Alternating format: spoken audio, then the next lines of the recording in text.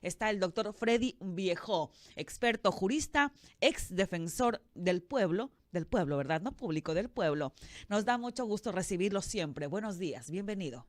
Un saludo a todos los guayaquileños, a la guayacense, al país y a todo el mundo que nos mira a través de Radio Morena. Por supuesto, quienes observan y escuchan a través de la www.radiomorena640.com. Son las 7:38. Doctor Freddy Viejo, el día sábado, la ceremonia de posesión del primer mandatario y la segunda mandataria.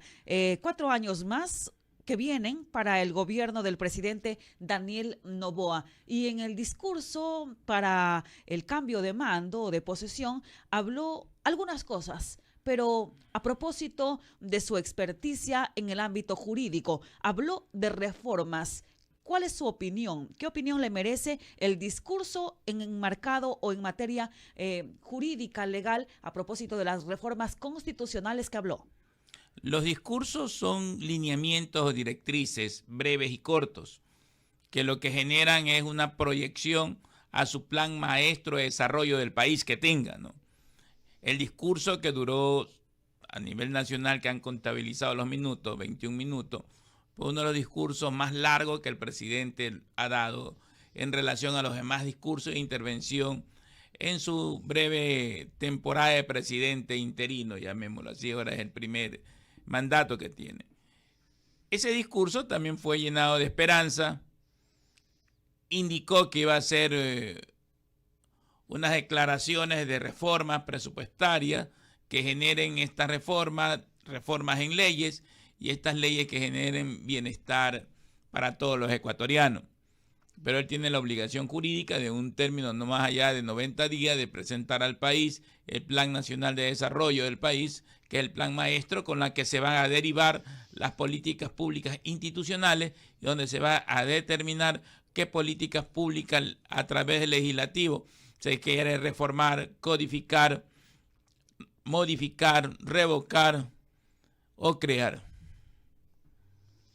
7:40. Hablábamos de planes, de líneas para el plan maestro de desarrollo. Hablemos de las políticas públicas que requiere el Ecuador en este gobierno, los 4 años que se vienen. ¿Qué necesita el país?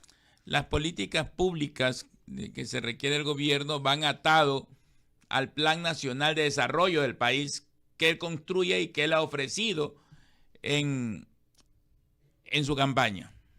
Ese Plan Nacional de Desarrollo va a generar diferentes directrices, lineamientos, que va a levantar cierta información para modificar ciertas políticas públicas. Ejemplo, lo que yo he visto, un nudo crítico en el tema de ya la Asamblea Nacional tiene que codificar leyes de acuerdo al área, a la disciplina, al conocimiento y a la rama específicamente que ha legislado. Ejemplo, educación.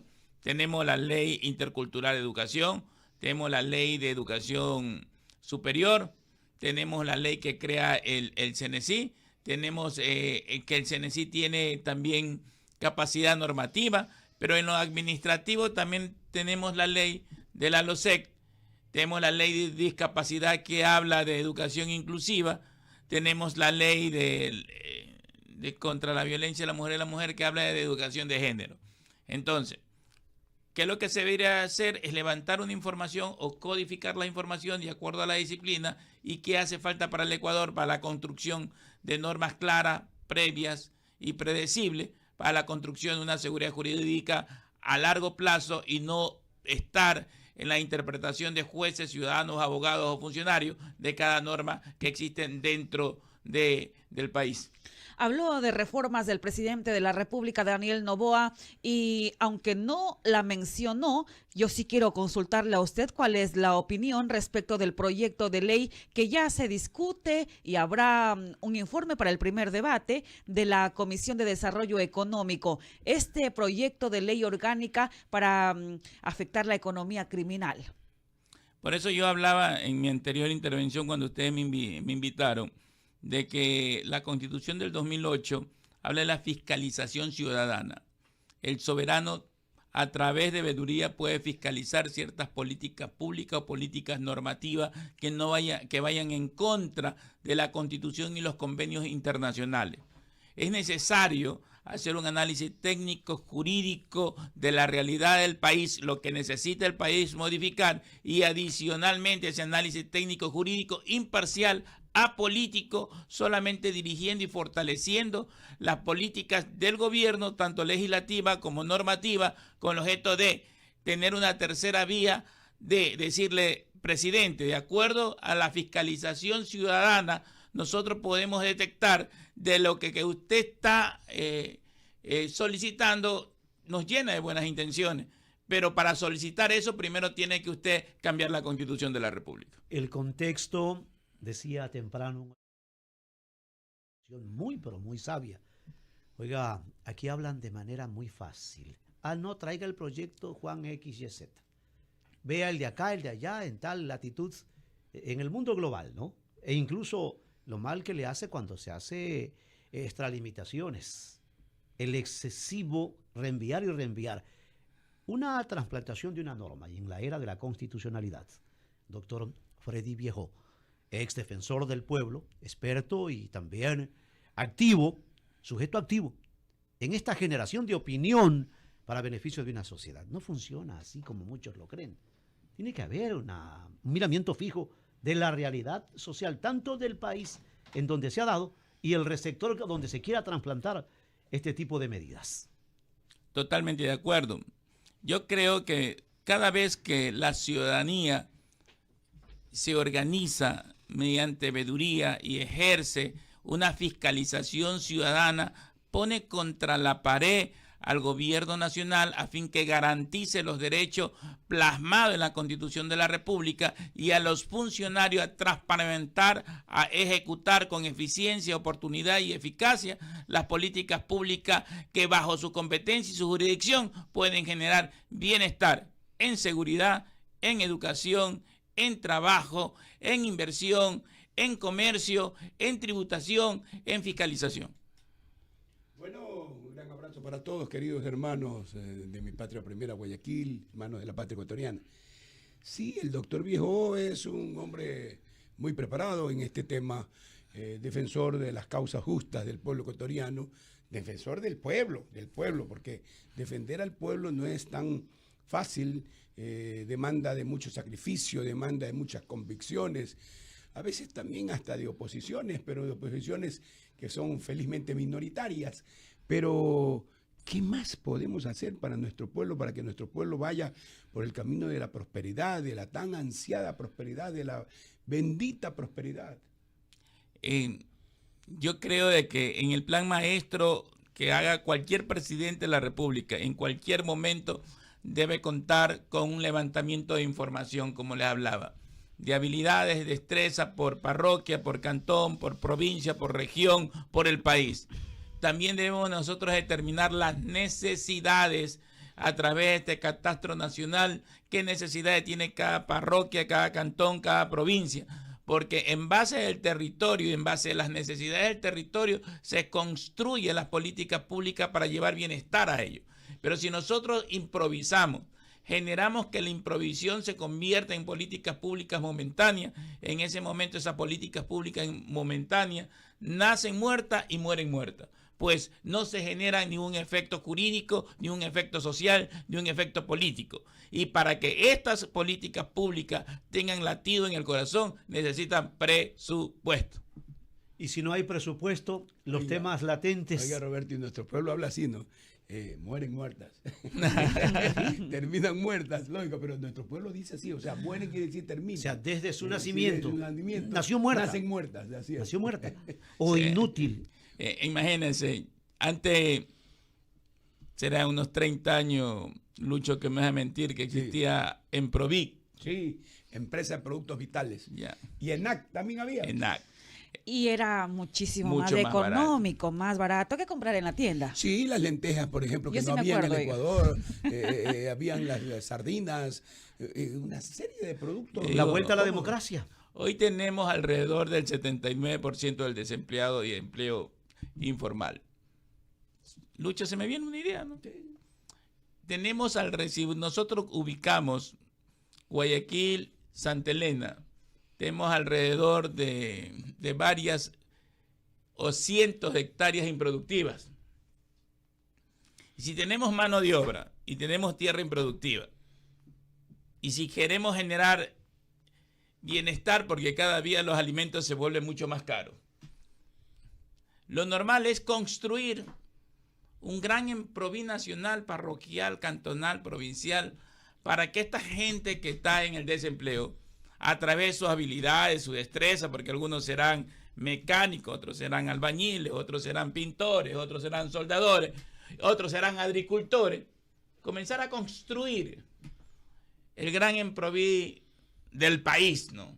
Pero eso se genera con políticas públicas serias y con decisiones, porque esas decisiones van a terminar ciertos monopolios estáticos que generan la quiebra de muchos negocios pequeños. Y no dejemos fuera toda la zona costera, entre lo que es Guayas, Santa Elena, Manabí.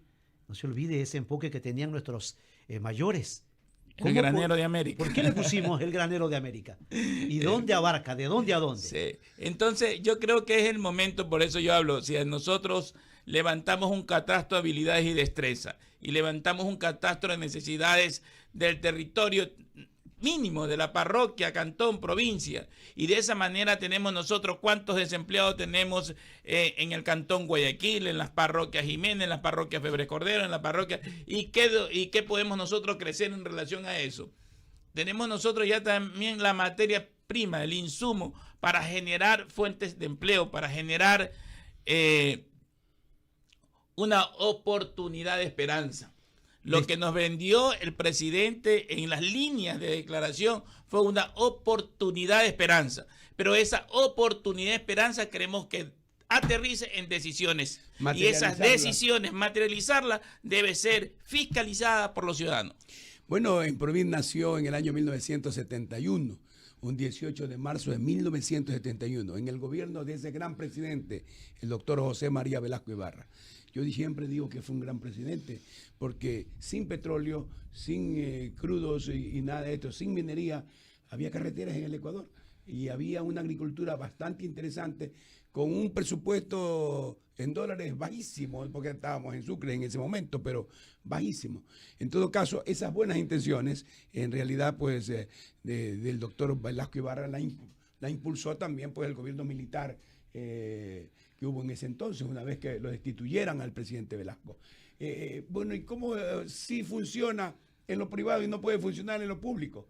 Como, por ejemplo, los grandes comisariatos, mi comisariato, todos los comisariatos que están bien, pero ¿por qué no hay el Estado para competir y beneficiar a la gente? Todos con alto espíritu competitivo. Y ellos sí ganan mucho dinero y son las grandes empresas más productivas del país.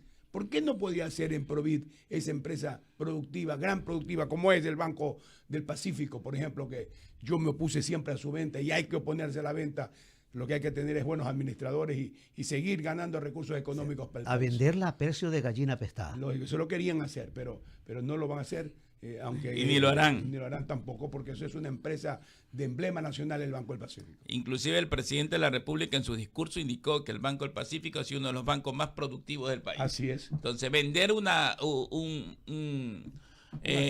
activo productivo es una locura en materia fiscal o tributaria, ¿no? Sí.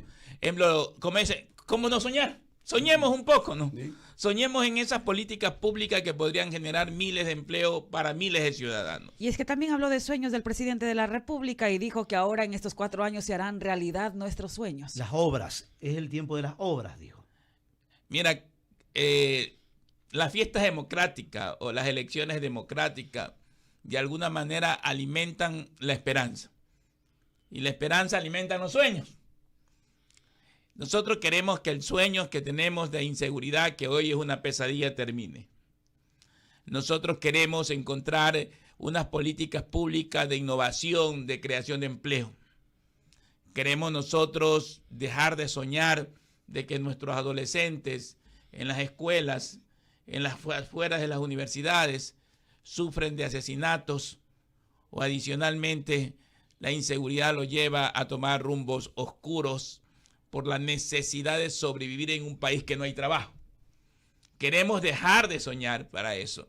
Y para eso necesitamos la colectividad que comience a fiscalizar la labor ciudadana, la gestión parlamentaria, la gestión de barrio, para determinar aquí existen los nudos críticos y como ciudadanos comenzar a impulsar proyectos de leyes, iniciativas ciudadanas que sí nos favorece y sí tenemos la base constitucional para hacerlo. Sí podemos, usted señalaba algo hace un rato, destrezas y habilidades, el músculo vigoroso que siempre ha sido. En mi época de niño escuché las fuerzas vivas. Hoy hablamos de las organizaciones territoriales de base, tienen que volverse a hacer ese músculo vigoroso que impulse, que proponga, propositivos. Sí, yo pienso que se ha perdido mucho la credibilidad en los dinosaurios que han manejado por muchos años organizaciones sociales y ONG. Y esos dinosaurios han quedado en la comodidad. Y cada año y cada periodo o cada elección que nace y renace la esperanza, hemos generado más desempleo, más desilusiones, más inseguridades. Por eso es el momento de unirnos, todos los ciudadanos, una gran veeduría y fiscalizar la gestión pública en todos los niveles, para generar a través de esta gestión pública bienestar para todos. Que la corresponsabilidad que nos habla la Constitución de la República es ejercerlo con soberanía. Vea, ya me están escribiendo la gente. Había muchos en Provida aquí en Guayaquil, por ejemplo en la Pradera 2, y lo vemos aquí en las memorias de Guayaquil. Había uno en Riobamba y Padre Solano, en Riobamba y Jordaneta. Había en Babahoyo, por ejemplo, había uno, funcionó hasta 1980. En la Marte Roldós había uno. Nostalgia, por ejemplo, en la 14 y Brasil también había otro. Lindos recuerdos, dice mi niñez. Había en la Ciudadela FAE, avenida principal, frente a la Tarazana, había un Emprovid. Ahí estaba inclusive una bodega grande, yo me recuerdo.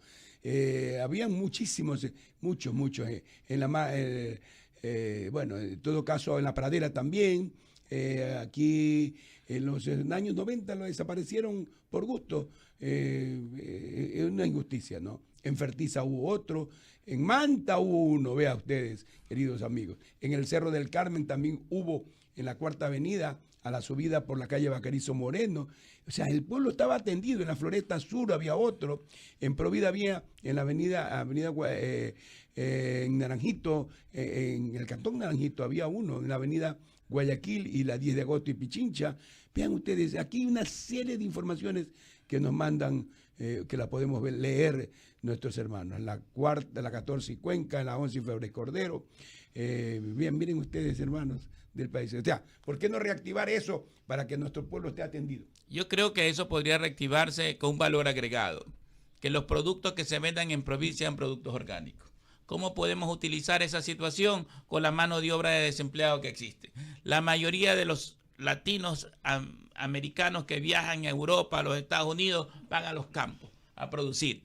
Tenemos aquí tierras para producir, tenemos el arte para producir, tenemos gentes en la universidad agropecuaria que todavía existe, en las universidades del país que todavía se generan ciertas... Y hay hasta politécnicas agropecuarias. Y Politécnica Agropecuaria. Yo creo que si damos ese valor agregado y si la producción, además de brindarla a la ciudadanía y con el valor agregado que fueran orgánicas, podemos inclusive hacer una gran empresa pública conjuntamente con la ciudadanía para exportar todos estos valores agregados orgánicos. Tanto éxito tiene que, me escribe aquí Carlos Morales Martínez, está escribiendo, dice que el abogado Jaime Nebot, alcalde de Guayaquil, implementó, ya que después habían desaparecido otros en Provit, Más Alimentos, el programa Más Alimentos, tenía un parecido a Improvit. Vean ustedes, hermanos del país. Había un Improvit en la 29 y Francisco de Marcos. Vean, tanta información. Por ejemplo, cuando estuve en la Defensoría del Pueblo, me tocó constatar que hay familias que viven con $1.50 y $2.50 al día. Por ejemplo, si toman un agua de hierba luisa y un pan y almuerzan, ya no merienda. Entonces, teniendo nosotros una masa de desempleados, teniendo tierra sin producir y que de alguna manera podemos generar un gran bienestar para todos. Comencemos con unas políticas públicas reales, ciertas, y saquemos a nuestros jóvenes del desempleo y brindémosles una oportunidad o una esperanza, como habló el presidente. Bien, bien por todos nuestros hermanos del país. Si no, yo creo que tendría que ser estatal esto, ¿no? Claro esto sería que sí. lo mejor. Estatal, ejemplo, tenemos universidades que forman administradores. Tenemos universidades que forman en comercio exterior. Y tenemos la mano de obra de grandes agricultores, de hijos de agricultores que no creen en su propia tierra ni en su propio origen, que comenzar a amar, como yo dije, no, la reciprocidad de amar a la tierra y amar a los símbolos patrios crea magia. Y hay que comenzar a amar a nuestra tierra, a amar a los símbolos patrios, a amar solidariamente a nuestros hermanos y comenzar a crear y crear patria. Y la única manera de crear a través de una fiscalización seria, apolítica, técnica, jurídica, a favor de todos los ciudadanos del país, en contra o analizando, evaluando, monitoreando la gestión pública, gubernamental, parroquial, cantonal o provincial. Oiga, ayer en un diálogo nosotros hacemos reuniones periódicas para poder también sentar temas e involucrar a nuestros invitados. Y el abogado Almeida me hizo recordar de un tiempo que usted también, doctor Viejo, lo vivieron. Son jóvenes vinculados a la formación académica fiscal, en el orden de escuela, colegio, universidad pública. A Joaquín Salvador Lavado Tejón Aquino, el creador de las tiras de Mafalda. El creador, el argentino. Y en esa inspiración, lo ideal sería tener el corazón en la cabeza y el cerebro en el pecho. Así pensaríamos con amor y amaríamos con sabiduría. Las tiras de Mafalda. Las tiras de Mafalda. Y esto en relación al discurso del presidente, que no estamos burlándonos. Hablando de liderazgo. Lo que pasa que Mafalda pues es un personaje en la cual pues hablaba a través de ese personaje muchos planteamientos en favor de los pueblos. Esa niña angelical, pero haciendo una especie de exposición y críticas constructivas. Mafalda decía, la razón de ser de un estadista, lo digo yo, el corazón debe estar en sintonía con las necesidades de su pueblo. Tener la cabeza en el corazón es tener pues también la cabeza en el corazón, y el corazón en la cabeza es trabajar por el bien común. En aras de eso, de alcanzar el bien común. Claro, pero la reciprocidad democrática que tú recibes del ciudadano, del soberano, para ser electo presidente de la República, tiene que ser devuelta. Así es. Y la única manera de ser devuelta es generando bienestar. Porque cuando llegas a ser presidente, conoces la realidad del país. Y la realidad del país no la vas a estudiar en el momento que te sientas. Ya vienes con un plan preparado para hacerlo. Y es por eso que confío que el presidente, con sus líneas directrices, haya generado ya un plan preparado para generar bienestar en seguridad, en lo laboral, en salud y en todas las ramas diversas y multicolores que establece la Constitución, que ellos son los responsables de garantizar cada uno de los derechos constitucionales, todos los ciudadanos nacidos en el Ecuador y los extranjeros que viven en el Ecuador y los que están fuera del país. Un abrazo y gracias. Agradecemos la presencia del doctor Freddy Viejo en este diálogo aquí en su estación Radio Morena. ¿Qué nos viene? ¿Qué nos toca? ¿Qué esperan? ¿Qué aspiramos los ecuatorianos al iniciarse este nuevo periodo? Periodo ordinario 2025-2029 bajo el mando del ingeniero Daniel Noboa Sin.